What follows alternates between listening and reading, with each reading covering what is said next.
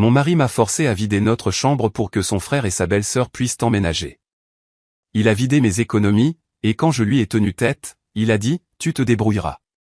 Mais quand sa famille est arrivée, ils ont trouvé une surprise qui les attendait sur la porte. Je n'aurais jamais pensé que ma propre maison deviendrait un champ de bataille, mais au moment où mon mari m'a regardé dans les yeux et a dit « Mike et Laura emménagent dans notre chambre », j'ai su que ma place dans cette maison n'avait jamais été la mienne pour commencer. Je suis Anna, et pendant des années, j'ai construit une vie avec Ryan, pour réaliser que j'étais juste une pourvoyeuse, pas une partenaire. Mon argent, il pouvait le dépenser, mon espace, il pouvait le donner. Et quand j'ai finalement dit « assez », c'est là que tout a dérapé. Je suis entré dans ma chambre, mais ce n'était plus la mienne. Mon mari se tenait là, jetant mes affaires dans des boîtes comme si j'étais juste un autre meuble qu'on déplaçait. C'est à ce moment-là que j'ai su que je n'étais pas sa femme, j'étais juste une obligation qu'il ne se souciait plus de respecter. Et ce qui s'est passé ensuite a tout changé. Le réveil a sonné à 6h45, mais j'étais déjà réveillé depuis 1 heure. Le sommeil était devenu un luxe rare, et mon esprit était constamment en proie aux échéances, aux projets inachevés et au poids de la gestion d'un ménage pratiquement seul. J'ai retiré les draps, bougeant prudemment pour éviter de déranger Ryan. Il était resté éveillé tard à regarder la télévision dans le salon, encore une fois, sa routine habituelle depuis qu'il avait perdu son emploi. J'ai enfilé ma robe de chambre et j'ai marché dans le couloir en direction de la cuisine. L'odeur du café frais emplissait l'air, mais sa chaleur ne faisait rien pour apaiser la tension dans ma poitrine. Aujourd'hui était un grand jour. J'avais une présentation avec un client important au cabinet, une présentation qui pourrait propulser ma carrière si elle se passait bien. J'ai attrapé mon téléphone sur le comptoir et j'ai instinctivement vérifié mon compte bancaire, une habitude devenue une seconde nature depuis que Ryan avait commencé à traiter nos finances communes comme son terrain de jeu personnel. Mon souffle s'est coupé dans ma gorge. Un retrait de 55 000 $.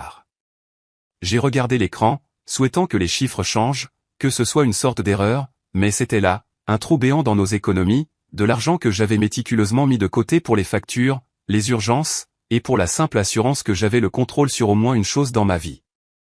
Mes doigts se sont crispés autour du téléphone alors que j'entendais des pas lourds derrière moi. Ryan est entré dans la cuisine, s'étirant les bras comme s'il venait de se réveiller du meilleur sommeil de sa vie. Il a bâillé, se frottant la mâchoire, puis a attrapé une tasse dans le placard et s'est versé du café. Matin, a-t-il marmonné, sans même me jeter un regard. J'ai resserré ma prise sur mon téléphone. As-tu pris 55 000 $ de notre compte? Ryan a bu une lente gorgée de café, son expression indéchiffrable. Je l'ai investi. Il s'est appuyé contre le comptoir, complètement à l'aise. Ne t'inquiète pas, tu gagnes bien ta vie. Je l'ai regardé, incrédule. Tu l'as investi? Ma voix est sortie plus sèche que je ne le voulais. Il a finalement rencontré mon regard, ses yeux se rétrécissant légèrement. Ouais, une opportunité commerciale s'est présentée. Écoute, ça va doubler en un rien de temps. J'ai expiré, mon pouls martelant dans mes oreilles. Tu ne peux pas simplement prendre de l'argent comme ça, Ryan. Nous sommes censés discuter de ces choses. Ryan a soupiré lourdement, comme si j'étais un inconvénient. Tu agis comme si nous étions fauchés, Anna. Tu gagnes 10 000 $ par mois, et je suis au chômage, ouais, mais je bouge. J'ai posé mon téléphone soigneusement, mes mains tremblant de frustration. Il ne s'agit pas du montant, il s'agit du fait que tu ne m'as même pas demandé. Tu n'as pas le droit de prendre de l'argent de nos économies sans m'en parler. Il a roulé des yeux. Jésus, tu es dramatique. Ce n'est que de l'argent, Anna. Tu en gagneras plus. L'audace pure de ses paroles m'a glacé le sang. Ce n'était pas la première fois qu'il faisait quelque chose comme ça, mais chaque fois que je protestais, il me traitait comme si j'exagérais, comme si mes préoccupations n'étaient pas valides. Je m'étais épuisé au travail, sacrifiant des week-ends, sautant des vacances, juste pour maintenir notre ménage à flot, et il rejetait cela comme si ce n'était rien. J'ai pris une profonde inspiration, me forçant à rester calme. Remets-le, Ryan. Il a ricané. C'est déjà investi. Détends-toi, je sais ce que je fais. J'ai serré la mâchoire, sachant que cette conversation n'allait nulle part. Insister davantage ne mènerait qu'à une autre dispute, et je ne pouvais pas me le permettre, pas aujourd'hui, pas avec ma présentation qui planait au-dessus de moi. Je me suis détourné, me forçant à me concentrer sur autre chose, n'importe quoi d'autre. Mais alors sa voix est revenue, désinvolte, presque comme une pensée après coup. Oh, au fait, Mike et Laura emménagent. Je me suis figé. Je me suis retourné lentement pour lui faire face. Quoi? Il a pris une autre gorgée de café. Mon frère et Laura, ils ont besoin d'un endroit où rester pendant un certain temps, alors ils emménagent. J'ai cligné des yeux, luttant pour comprendre ce que j'entendais. Pour combien de temps? Ryan a haussé les épaules, indifférent. Aucune idée. Mais ils prendront notre chambre. J'ai laissé échapper un rire sec, non pas d'amusement, mais d'incrédulité pure. Notre chambre, ai-je répété, ma voix tremblante. Tu plaisantes? Il a finalement levé les yeux, son expression se durcissant. Ils ont besoin d'espace. La chambre d'amis est trop petite. C'est juste logique. C'est juste logique. J'avais l'impression que le sol avait disparu sous mes pieds. C'était ma maison. Je payais l'hypothèque. Je payais les factures. Je travaillais pour garder ce toit au-dessus de nos têtes. Et maintenant, non seulement mon opinion était ignorée, mais j'étais à nouveau mise de côté. J'ai fait un pas de plus, baissant la voix. Ryan, c'est ma maison. J'ai mon mot à dire là-dessus. Sa mâchoire s'est crispée. C'est aussi ma maison. J'ai ravalé les mots acerbes qui menaçaient de sortir. Et où suis-je censé dormir? Ryan s'éloignait déjà. Je me suis garé dans l'allée juste au moment où les derniers rayons de soleil s'étiraient sur le trottoir. Le poids de la journée s'accrochait à moi, l'épuisement s'installant profondément dans mes os. Tout ce que je voulais, c'était une douche chaude, un repas tranquille et le confort de mon propre lit. Au moment où je suis entré, j'ai su que quelque chose n'allait pas. Des valises bordaient le couloir, leurs silhouettes encombrantes bloquant le passage vers les escaliers. Des voix provenaient du deuxième étage, familières mais importunes. Je me suis dépêché de monter, mon pouce accélérant. Quand j'ai atteint la chambre principale, mon estomac s'est noué. Mike et Laura étaient à l'intérieur, leurs affaires débordant sur mon lit. Laura dézippait une valise, sortant nonchalamment des vêtements pliés, tandis que Mike jetait un sac de sport sur la commode. Ils se déplaçaient avec l'aisance de personnes s'installant dans un espace qu'elles avaient tout à fait le droit d'occuper. Mon espace. L'air dans la pièce semblait épais, suffocant. Ryan s'appuyait contre le cadre de la porte, les bras croisés, me regardant comme si c'était juste une soirée normale. Je me suis tourné vers lui, luttant pour garder ma voix stable. Nous n'avons pas parlé de ça. Je vis ici aussi. Ryan a souri, imperturbable. Tu te débrouilleras. J'ai serré les poings. Où suis-je censé dormir? Ryan s'est détaché du cadre de la porte, passant devant moi dans le couloir. Il a fait un geste vague vers le salon en bas. Tu peux prendre le canapé. J'ai expiré, essayant de comprendre ce qui se passait. Le canapé? Ma voix est sortie sèche, l'incrédulité perçant à travers l'épuisement. Ryan a haussé les épaules. C'est temporaire. N'en fais pas toute une histoire. J'ai regardé en arrière vers la chambre. Ma table de chevet avait disparu, mes livres empilés négligemment dans des boîtes. La photo encadrée de mes parents qui se trouvaient autrefois à côté de mon lit était maintenant coincée entre une pile de draps pliés. Ce n'était pas temporaire. Je me suis retourné vers Ryan. Tu ne m'as même pas demandé. Ses yeux se sont assombris. Je n'ai pas à te demander, Anna. C'est ma famille. Ils avaient besoin d'un endroit. Fin de l'histoire. J'ai dégluti difficilement. Fin de l'histoire, ai-je répété, ma voix à peine plus haute qu'un murmure. Mike et Laura n'ont même pas levé les yeux, faisant semblant de ne pas entendre la conversation qui se déroulait à quelques mètres d'eux. L'injustice de tout cela me brûlait la poitrine. C'est moi qui maintenais cette maison à flot, celle qui sacrifiait des nuits, des week-ends, ma santé mentale, juste pour m'assurer que nous pouvions nous permettre de vivre ici. Et maintenant, on ne m'accordait même pas la dignité de mon propre espace. J'ai fait un pas vers Ryan. Non, dis-je fermement. Ce n'est pas acceptable. La mâchoire de Ryan s'est tendue. Tu exagères. J'ai secoué la tête, la prise de conscience s'installant comme un poids lourd dans mon estomac. Je n'étais pas une épouse. J'étais une pensée après coup. La confirmation finale est venue lorsque j'ai cherché mon téléphone dans ma poche. S'il n'écoutait pas la raison, peut-être qu'Émilie le ferait. Peut-être que je pourrais rester avec elle quelques nuits, me vider la tête. Avant que je puisse déverrouiller l'écran, la main de Ryan s'est tendue, arrachant le téléphone de ma prise. « Tu n'appelles personne, dit-il sèchement. Mon cœur battait la chamade. « Rends-le. » Ryan tenait le téléphone juste hors de portée, sa prise se resserrant. « Nous ne faisons pas ça ce soir, marmonna-t-il. Tu es fatigué. Descends simplement. » Je suis resté là, figé. Pendant des années, je m'étais plié, j'avais fait des compromis, j'avais sacrifié. Et maintenant, il ne me restait plus rien. J'ai tourné les talons et je suis sorti sans un mot de plus. J'étais assise dans ma voiture, agrippant le volant si fort que mes jointures sont devenues blanches. Mon souffle était court et saccadé, ma poitrine se soulevant et s'abaissant avec l'effort de retenir la vague d'émotions qui menaçait de déferler. Les lampadaires à l'extérieur projetaient de longues ombres sur le trottoir, mais je les remarquais à peine. Mes mains tremblaient alors que je déverrouillais mon téléphone et que je composais le numéro d'Émilie. Elle a répondu à la deuxième sonnerie. « Anna ? Qu'est-ce qui ne va pas ?» Sa voix était vive d'inquiétude, et c'est tout ce qu'il a fallu. Le nœud dans ma gorge s'est resserré, et pendant un moment, je n'ai pas pu parler. « Anna. J'ai besoin de te voir, ai-je réussi à dire, ma voix à peine plus haute qu'un murmure. « Où es-tu » J'ai dégluti, essayant de me calmer.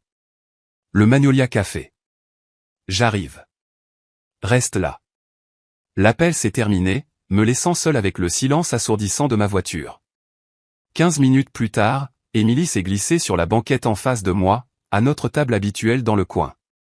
Elle m'a étudié attentivement, ses yeux vifs scrutant mon visage comme si elle essayait de reconstituer ce qui s'était passé avant même que je puisse dire les mots. J'ai baissé les yeux sur mon café, regardant la vapeur s'enrouler dans l'air. Mes mains ne voulaient pas arrêter de trembler. « Ryan me prend tout », ai-je murmuré. Même ma chambre. Émilie a posé sa tasse avec un bruit sourd. « Tu dois sortir de là. » J'ai laissé échapper un souffle tremblant, le poids de ces mots appuyant contre la partie de moi qui hésitait encore. « Mais où irais-je » ?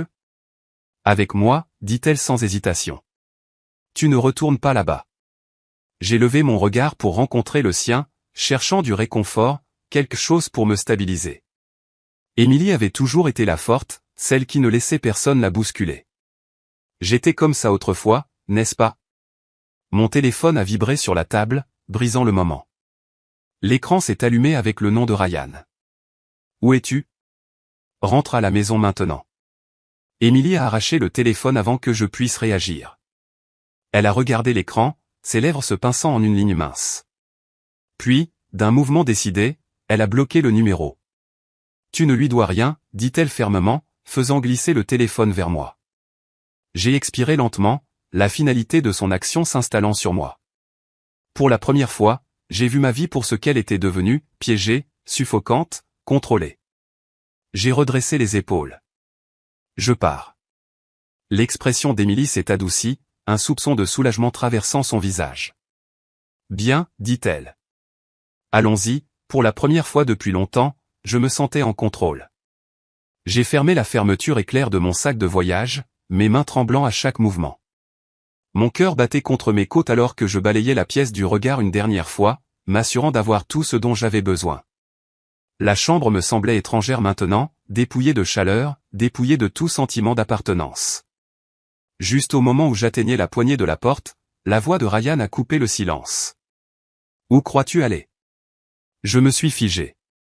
Sa voix était calme, trop calme. Le genre de calme qui envoyait un avertissement le long de ma colonne vertébrale.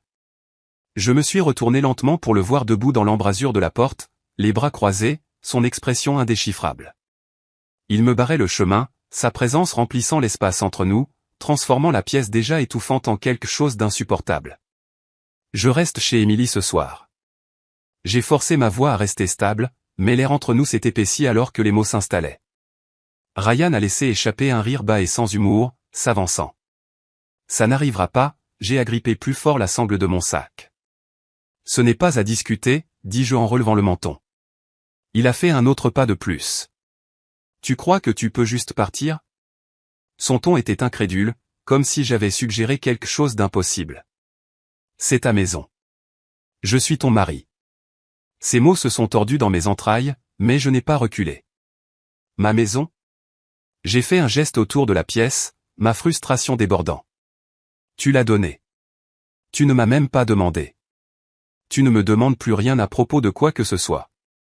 La mâchoire de Ryan s'est crispée. Tu exagères. Mike et Laura avaient besoin d'aide. Nous sommes une famille. J'ai secoué la tête, mon pouls rugissant dans mes oreilles. La famille ne se traite pas comme ça.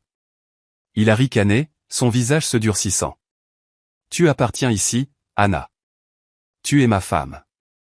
La façon dont il l'a dit m'a glacé le sang. Non pas comme une déclaration d'amour, mais comme une déclaration de propriété. J'ai dégluti difficilement. Non, Ryan. Les mots me semblaient étrangers sur ma langue, mais ils portaient un poids que je ne m'étais jamais permis de porter auparavant. Je ne t'appartiens pas. Et je pars. J'ai essayé de le pousser, mais sa main s'est tendue, ses doigts s'enroulant autour de mon poignet. Sa prise était forte, ses jointures blanches. Tu ne vas nulle part. Je me suis forcé à rencontrer son regard. Si, j'y vais. J'ai arraché mon bras, ma peau brûlant là où ses doigts avaient été. Pendant une seconde, j'ai cru qu'il pourrait m'attraper à nouveau, qu'il pourrait faire quelque chose de pire. Ses poings se sont crispés à ses côtés, son corps tendu. Mais il n'a pas bougé. Au lieu de cela, il a fait un pas en arrière et a expiré brusquement par le nez. Si tu sors par cette porte, ne reviens pas, j'ai hésité. Non pas parce que je voulais rester. Non pas parce que je doutais de ma décision.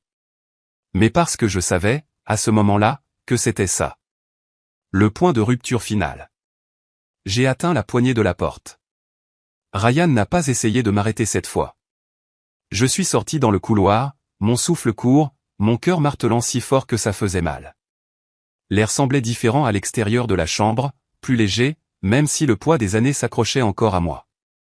J'ai descendu les escaliers rapidement, ne me fiant pas à moi-même pour m'attarder. Mes mains tremblaient alors que je déverrouillais la porte d'entrée, sortant dans l'air froid de la nuit. J'ai à moitié cru qu'il viendrait après moi, qu'il m'attraperait à nouveau le bras, qu'il dirait quelque chose, qu'il me ramènerait. Mais quand je me suis retourné pour jeter un coup d'œil par-dessus mon épaule, il était toujours debout dans l'embrasure de la porte de la chambre, regardant. J'ai couru vers ma voiture, cherchant mes clés. Mes doigts étaient maladroits, mon souffle court et saccadé. Je me suis forcé à me concentrer, à démarrer le moteur, à conduire. La maison a rétréci dans mon rétroviseur, et Ryan était toujours debout là. Je n'ai pas arrêté de conduire avant d'atteindre l'appartement d'Emily. Au moment où je suis entré, elle m'a serré dans ses bras s'enroulant autour de moi avec une chaleur que je n'avais pas ressentie depuis des années. « Tu l'as fait » a-t-elle murmuré.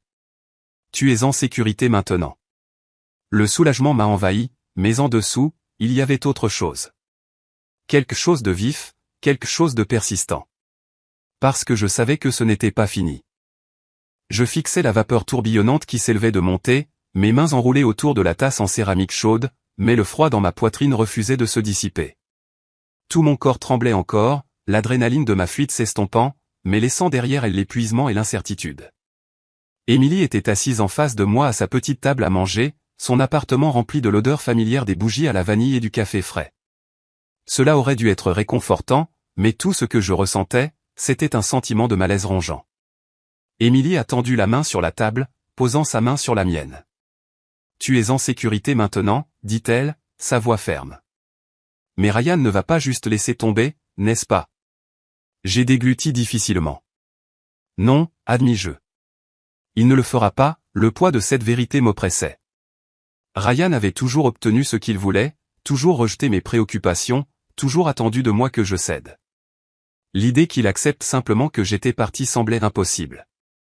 Emily s'est penchée en arrière, expirant brusquement. Alors nous devons être intelligentes. Elle s'est levée, a attrapé son ordinateur portable sur le comptoir et l'a ouvert. Tu dois parler à un avocat. Les mots ont noué mon estomac. J'avais pensé à partir avant.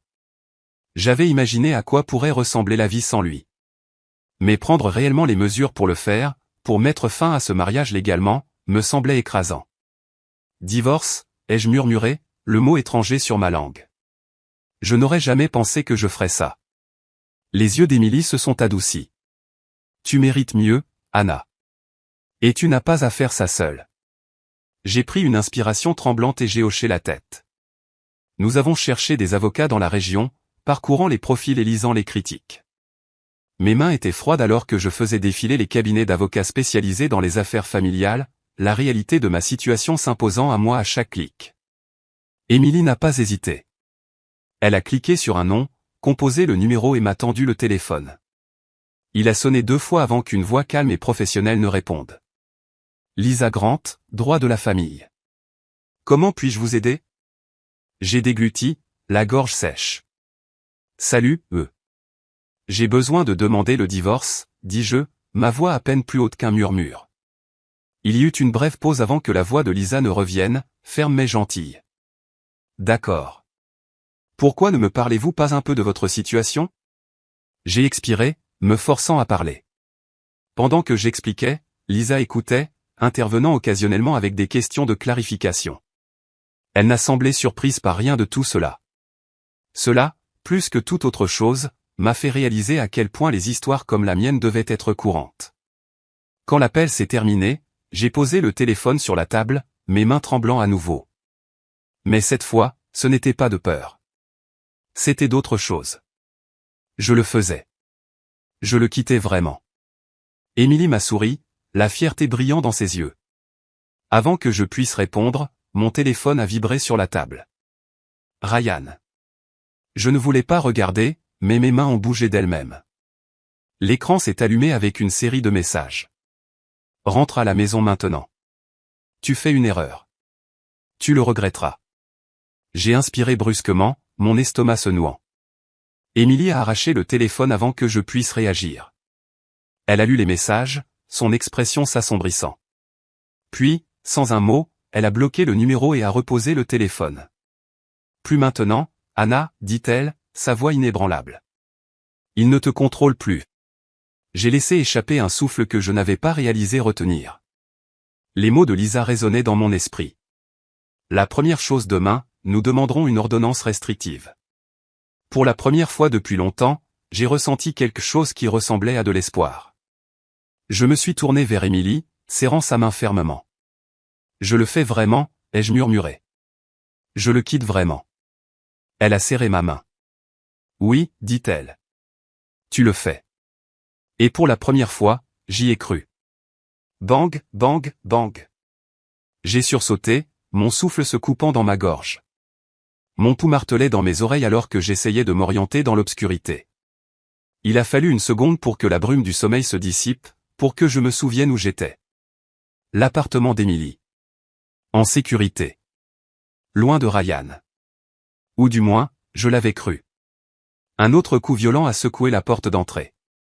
Je me suis précipité hors du lit, mes pieds heurtant le sol en bois froid.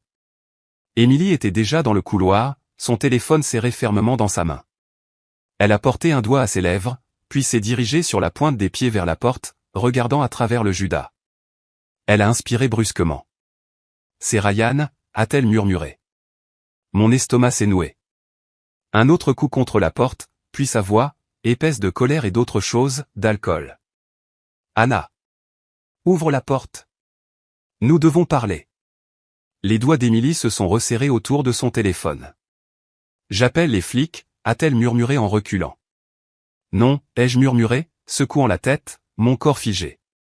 Je savais qu'appeler la police était la bonne chose à faire. Je le savais. Mais la peur me paralysait, s'enroulait autour de ma poitrine, la serrant fort. La voix de Ryan est devenue vive, presque suppliante. Anna, allez. Ne sois pas comme ça. Laisse-moi juste entrer. Nous pouvons arranger ça. J'ai serré la mâchoire. Arranger ça? Après tout? Le pouce d'Émilie planait au-dessus du bouton d'appel. C'est ta décision, dit-elle doucement. J'ai hésité. Puis la voix de Ryan a changé. Tu crois que tu peux juste t'éloigner de moi? Son ton était plus sombre maintenant, toute douceur disparue. Tu crois que tu peux me quitter et que je vais juste laisser faire? Mon souffle est venu en halètement court et peu profond. Il a de nouveau cogné à la porte. Tu le regretteras, Anna. Tu verras. Émilie a appuyé sur le bouton d'appel. Les secondes se sont étirées comme des heures alors que nous restions figés, attendant. Mes mains se sont transformées en poings, mes ongles s'enfonçant dans mes paumes. J'avais passé des années à trouver des excuses à Ryan, me convainquant qu'il ne me ferait jamais de mal. Mais ça, c'était différent. Le faible hurlement des sirènes s'est fait plus fort, coupant le silence de la nuit. Des lumières rouges et bleues ont inondé l'appartement à travers les rideaux. Les coups ont cessé. Ryan a reculé en titubant, sa silhouette à peine visible dans la lueur des gyrophares. Je pouvais le voir debout là, les mains crispées à ses côtés, son corps vibrant d'une rage à peine contenue. Les flics ? Sa voix était épaisse d'incrédulité. Tu as appelé les flics contre moi. Émilie n'a pas répondu. Les officiers sont intervenus rapidement. Je n'ai pas pu distinguer leurs mots, mais j'ai entendu les protestations furieuses de Ryan, j'ai vu la façon dont son corps s'est tendu. Mes mains tremblaient alors que je m'enlaçais. Émilie m'a éloigné de la porte, sa voix basse et ferme. C'est fini, Anna. Mais je n'étais pas sûr d'y croire. Le lendemain matin, j'étais assise en face de Lisa Grant, mes mains reposant sur la surface fraîche de son bureau. Une pile de papier se trouvait devant moi. Les mots se brouillaient, mais je savais déjà ce qu'ils disaient. Ordonnance restrictive. Lisa a poussé un stylo vers moi. Ça le tiendra à distance, dit-elle. Mais tu dois être prête. Les hommes comme Ryan n'abandonnent pas facilement. J'ai pris le stylo, mes doigts s'enroulant autour. Pendant des années, j'avais laissé Ryan me contrôler, le laisser dicter mes choix, mes pensées, ma vie. Mais plus maintenant. J'ai signé mon nom au bas de la page. Je suis prête à me battre pour ma liberté, dis-je. Et pour la première fois, je le pensais vraiment. Mon téléphone a vibré contre la table, la vibration résonnant contre le bois. J'ai regardé le numéro inconnu qui clignotait sur l'écran, mon pouce accélérant. J'ai failli le laisser aller à la messagerie vocale, mais quelque chose au fond de moi m'a dit de répondre. J'ai hésité avant de glisser pour accepter. Anna. La voix était familière, bien que tendue, comme si elle était forcée à travers des années d'amertume et d'épuisement. C'est Linda. La mère de Ryan. Nous devons parler. Je suis resté figé, agrippant fermement le téléphone. La dernière fois que j'avais parlé à Linda, c'était lors d'une réunion de famille des mois auparavant, avant que les choses ne dégénèrent. Elle avait toujours été polie, distante, ne reconnaissant jamais pleinement les failles dans le comportement de son fils. Que voulez-vous ? Ma voix est sortie plus sèche que je ne le voulais. Linda a soupiré. Pouvons-nous nous rencontrer ? J'ai hésité, puis j'ai jeté un coup d'œil à Émilie, qui se versait une autre tasse de café dans la cuisine. Elle a haussé un sourcil à mon expression. Il y a un café sur la 6e, a dit Linda. Rien de dramatique. J'ai besoin de te parler. J'aurais dû dire non. Chaque instinct criait que je ne devais rien à cette femme. Mais la curiosité a gagné. 1 heure plus tard, j'étais assise en face d'elle dans un coin tranquille d'un café, l'odeur des grains torréfiés épaisse dans l'air. Linda avait l'air fatiguée, ses doigts tremblaient légèrement alors qu'elle remuait son café, ses yeux évitant les miens. Ryan ne gère pas bien les choses, dit-elle finalement. Il s'effondre. J'ai serré la mâchoire. Ce n'est plus mon problème. Elle a soupiré, se frottant la tempe. Je sais que tu penses ça, mais c'est mon fils, Anna. J'ai croisé les bras. Et il était mon mari. Et pourtant, nous en sommes là. Linda a expiré lentement. Il a besoin d'aide. Peut-être que si tu lui parles. J'ai posé ma tasse assez fort pour que le liquide à l'intérieur ondule. Non. Ses yeux ont rencontré les miens pour la première fois, cherchant, suppliant. Il boit plus. Il ne mange pas. Il a perdu son travail. J'ai secoué la tête. Il a fait ses choix, Linda. Je ne suis plus responsable de lui. Elle a dégluti difficilement, puis a baissé les yeux sur ses mains. Elle s'est interrompue, puis a soupiré. Quand elle a relevé les yeux, quelque chose dans son expression avait changé. Je dis juste que les gens désespérés font des choses désespérées. Mon estomac s'est noué. Était-ce un avertissement, ai-je demandé, ma voix basse. Linda a fait un petit signe de tête négatif, sa bouche pincée en une ligne serrée. Elle n'a rien dit d'autre alors qu'elle se levait, attrapait son sac à main et sortait du café. Je suis resté assise là, agrippant le bord de la table, mon esprit s'emballant. M'avertissait-elle ou me menaçait-elle? J'ai cherché mon téléphone et j'ai composé le numéro d'Emily. Elle a décroché à la deuxième sonnerie. Je pense que Ryan va de plus en plus mal, ai-je murmuré. Nous devons être prudentes. Cette nuit-là, j'ai vérifié les serrures de chaque porte et fenêtre de l'appartement d'Emily, et pour la première fois depuis des semaines, je ne me sentais pas en sécurité. La porte de l'appartement a grincé alors que je sortais. L'air frais a rempli mes poumons, mais le soulagement momentané s'est évanoui lorsque mes yeux se sont posés sur le petit objet reposant contre le seuil de la porte, une seule rose rouge. Mon souffle s'est coupé, mon pouls martelant dans mes oreilles. Une petite note était attachée à la tige avec un mince ruban. Mes doigts tremblaient alors que je dépliais le papier. Tu étais toujours belle quand tu étais à moi. Mon estomac s'est noué. L'écriture était indubitablement celle de Ryan. J'ai dégluti difficilement, regardant autour du complexe d'appartements calmes. Le parking était vide, à l'exception de quelques voitures. Les lampadaires vacillaient faiblement. Ma peau picotait, la sensation écrasante d'être observé rampant sur moi comme une seconde peau. J'ai reculé, entrant à l'intérieur et verrouillant la porte. Emily se tenait dans la cuisine, remuant une tasse de thé.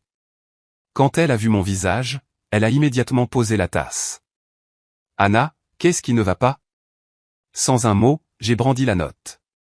Son expression s'est assombrie alors qu'elle me l'arrachait des mains, lisant les mots. Sa mâchoire s'est crispée. « Ça suffit. Nous appelons la police. » J'ai hésité. Je savais que Ryan dépassait les limites. Je savais que ce n'était pas normal.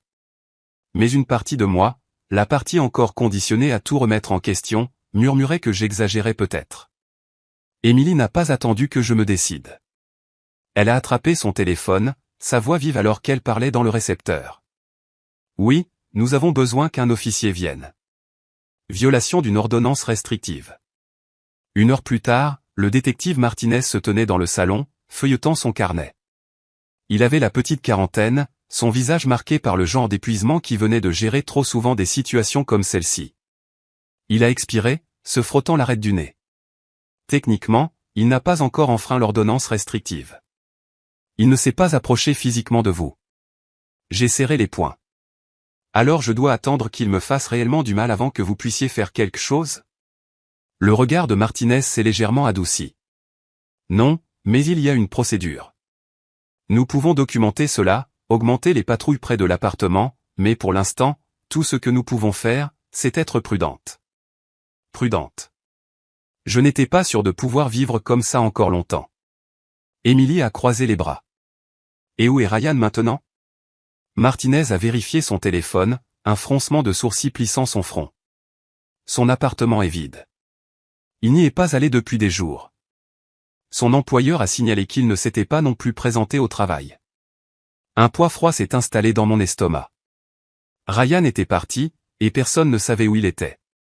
Cette nuit-là, le sommeil était impossible. Je suis resté éveillé, chaque craquement et murmure du vent envoyant une nouvelle vague de paranoïa le long de ma colonne vertébrale. Emily avait vérifié 2 fois chaque serrure avant d'aller se coucher, mais cela n'a pas apaisé le malaise qui m'envahissait. Je me suis assise, me frottant les tempes, essayant de me convaincre que tout cela était dans ma tête. Puis, du coin de l'œil, j'ai vu quelque chose bouger à l'extérieur de la fenêtre. Une ombre. Mon souffle s'est coupé dans ma gorge. Je me suis forcé à bouger, m'approchant, le cœur martelant contre mes côtes. L'ombre avait disparu. L'avais-je imaginé? J'ai secoué la tête, me forçant à reculer. C'était peut-être juste l'épuisement, la paranoïa qui me jouait des tours. Je suis retourné au lit, fermant les yeux. Le bruit du verre brisé a déchiré le silence. J'ai bondi, un cri a résonné depuis l'autre pièce. Emily. J'ai attrapé la lampe de chevet, la serrant fort dans mes mains. Mon esprit me hurlait de bouger, de courir, mais mon corps était figé de terreur. Ryan était là. À l'intérieur de l'appartement. Ryan se tenait dans la pénombre de l'appartement, son souffle lourd, ses yeux sauvages. Sa présence aspirait l'air de la pièce, la remplissant du poids de quelque chose de sombre et d'inévitable. « Tu m'as quitté, Anna » murmura-t-il, sa voix étrangement calme. « Mais je ne te laisserai pas m'oublier. » Tout mon corps s'est bloqué. Chaque muscle me hurlait de courir, mais mes pieds semblaient cimentés au sol.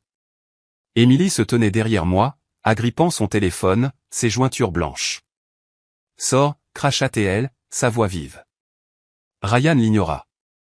Son regard était fixé sur moi, ses mains se crispant en poing à ses côtés. Tu n'as pas le droit de t'en aller, dit-il en s'avançant. J'ai fait un pas en arrière. Ryan a bougé plus vite.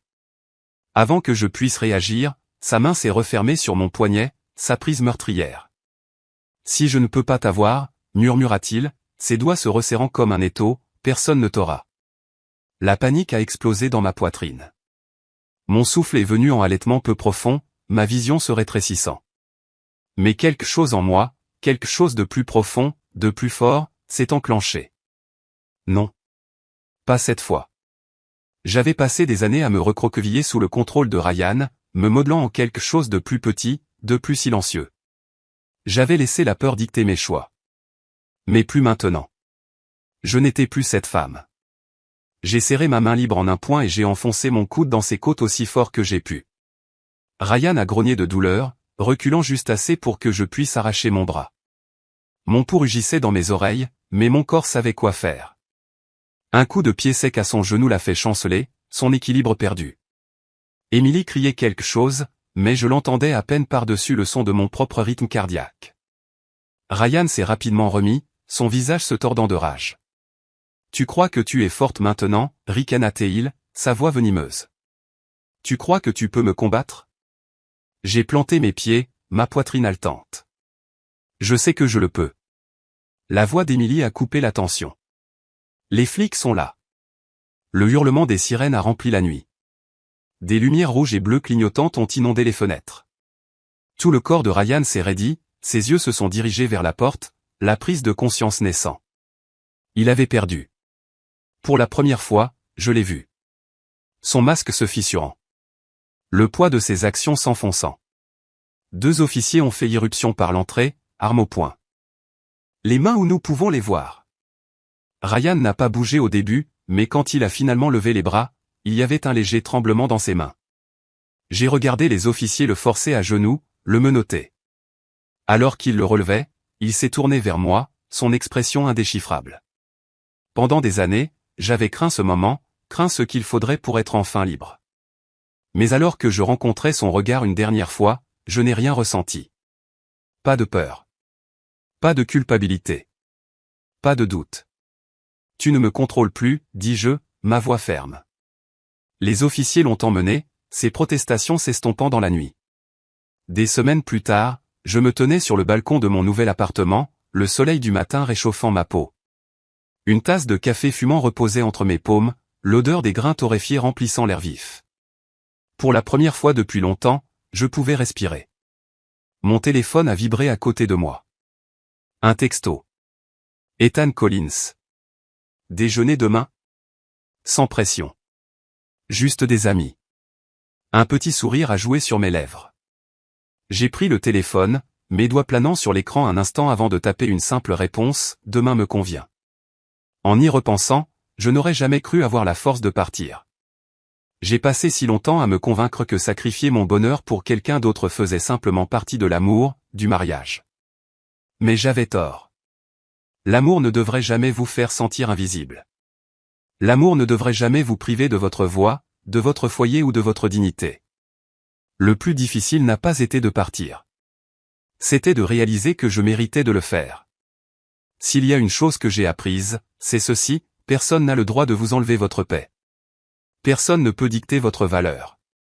Si jamais vous vous retrouvez à vous demander si vous devriez rester dans un endroit qui vous fait sentir petite, ignorée ou effrayée, s'il vous plaît, souvenez-vous, vous êtes plus forte que vous ne le pensez. Et vous n'êtes jamais aussi seule que vous le sentez. Maintenant, je veux vous entendre. Avez-vous déjà été confronté à une situation où vous avez dû vous défendre, même lorsque cela semblait impossible? Laissez un commentaire ci-dessous. J'aimerais beaucoup connaître votre avis.